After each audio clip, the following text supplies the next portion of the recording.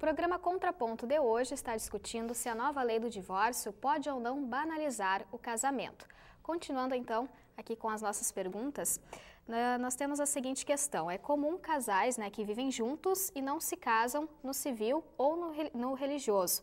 Vocês acham que isso pode mudar, já que para os que casarem não será mais tão complicado se divorciar? Nós temos a questão dos que vão procurar se divorciar, mas há também os que podem procurar se casar já, que depois, pensando em possível divórcio, já vai não ser mais tão complicado. Vocês concordam com isso?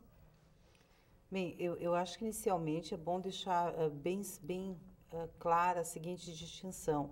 O casamento que necessitaria do divórcio para ser dissolvido é o casamento civil. Tá?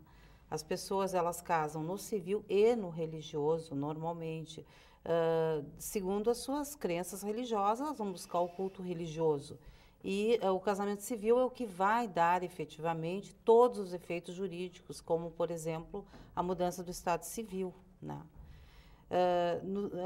Nós temos previsto na lei, inclusive, a possibilidade de um casamento civil religioso ter efeitos civis, até por uma questão cultural mesmo, porque na prática a gente percebe que há uma grande valorização da cerimônia religiosa. Né? Eu acredito que a facilitação do divórcio não vai alterar a busca ou o aumento ou a diminuição do casamento. Sinceramente, acho que não, porque eu não acredito que as pessoas se casem pensando no divórcio. Né? Todo o tempo que eu trabalho na área de família, inclusive advogando, eu percebo que o processo de divórcio é um processo extremamente doloroso. É um processo de luto mesmo quando tenha consenso. É uma ruptura total de uma expectativa de vida, de um plano de vida. Então, realmente acho que dificilmente alguém vá ou se incentivar ou se desestimular do casamento em função de uma facilitação ou não do divórcio. Pastor, o senhor concorda com isso? Acha que não vai haver nenhuma alteração nessa decisão de se casar ou não? Concordo plenamente. Acho que a doutora Bernadette está correta nessa visão. A facilitação pura e simples não estimula nem desestimula. Né? O fato em si da busca pela união tem muito mais a ver com motivação, com motivos pessoais, com o desejo de concretização de um sonho a ser realizado, e não é a facilitação da separação que estimula ou deixa de estimular. Concordo plenamente. Falando a respeito da busca pela separação, pelo divórcio, eu gostaria de saber no âmbito religioso e também na questão judicial. Essa busca, ela se dá somente agora, nos dias de hoje, esse número maior, como a própria Bernadette havia falado, que se tem uma busca crescente, ou já havia de outros tempos os casais já buscavam a separação? Acredito que os casais tinham a intenção de mexer na instituição de alguma forma porque viam que ela não estava bem. Não a instituição propriamente, a situação pessoal de cada um. Porque a situação pessoal de cada um passa por uma legislação que contempla a todos. E essa legislação não existia, a não ser o fato de ela ser rígida na questão de ela estava instituída e não havia como dissolvê-la. Né? Mas talvez houve falhas em não se perceber a necessidade dos casais em tempos passados, né? Quando os casais deram os primeiros sinais de que seu casamento não ia bem, eles não tinham a quem recorrer. Eu acho que isto hoje está se abrindo mais. Hoje o pastor é procurado, o padre é procurado, o psicólogo é procurado, a assistente social é procurado, ainda longe dos níveis que seriam desejáveis, né? Por isso que a gente às vezes tem a impressão que a demanda é muito crescente pela busca da separação.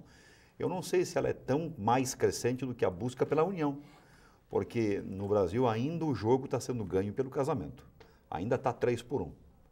Né? É mais ou menos nessa proporção, e nós ouvimos isso domingo no Fantástico. Casa-se 3 vezes mais do que se divorcia. O tempo vai dizer se essa facilitação agora vai abrir, vai alterar o resultado desse jogo. Espero que não. E a senhora percebe um aumento agora? Ou... Olha, tem um elemento que eu acho bastante interessante e que é perceptível, principalmente quem atua na área. Normalmente, eu diria que 80%, sem medo de errar, talvez até mais, dos processos de separação ou de divórcio, eles são agilizados pela mulher. A mulher parece que ela tem uma necessidade maior de regularizar a sua vida, né? De buscar a felicidade, a sua felicidade, a felicidade dos seus filhos. Então, no momento em que essa mulher ela começa a se emancipar, a caminhar por suas próprias pernas, a conseguir sair um pouco da dependência econômica, isso aumenta, fez com que se aumentassem, sim, os processos de separação. Eu percebo isso pela realidade que eu convivo, né? Especialmente na área das assistências judiciárias gratuitas, né? A gente percebe que é a mulher que busca isso. E o outro lado também acontece. Muitas vezes ela não toma essa coragem exatamente porque ela ainda está sob uma dependência econômica muito forte. Não só econômica, muitas vezes moral mesmo, né? Então, eu acho que no momento que se abriu, porque o que as pessoas hoje têm, a visão que as pessoas têm hoje, é que elas vêm ao mundo e elas vivem para ser felizes. Quer dizer, por que elas vão manter um relacionamento já falido, vezes com processos de violência doméstica mesmo, né?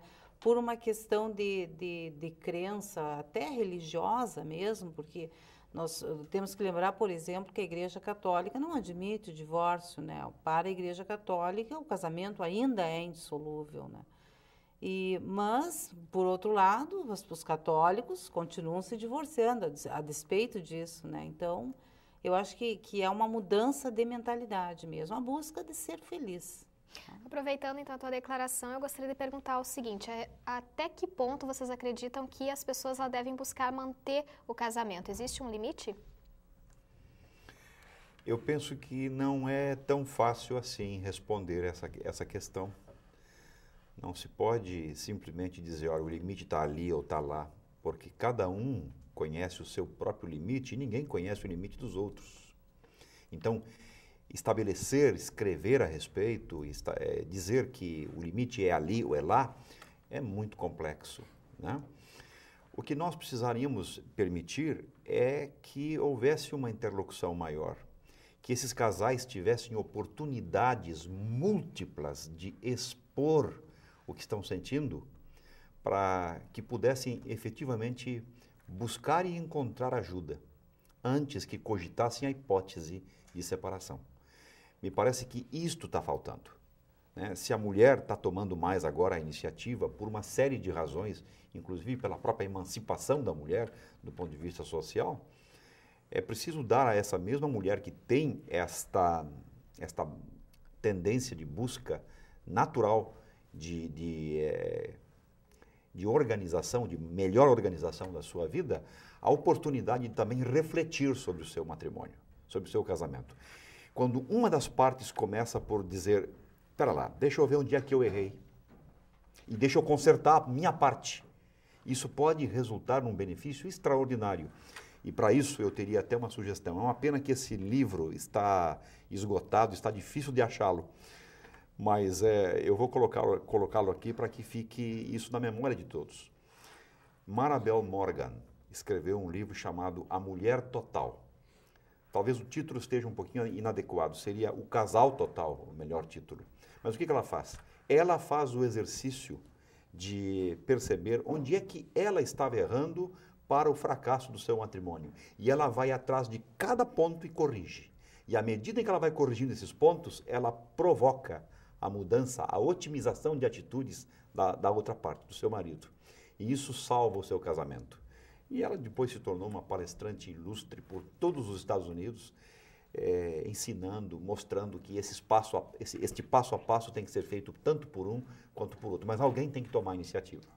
Em muitos casos, as pessoas diziam, que pena que a senhora não passou por aqui 15 anos antes, que teria salvo o meu casamento.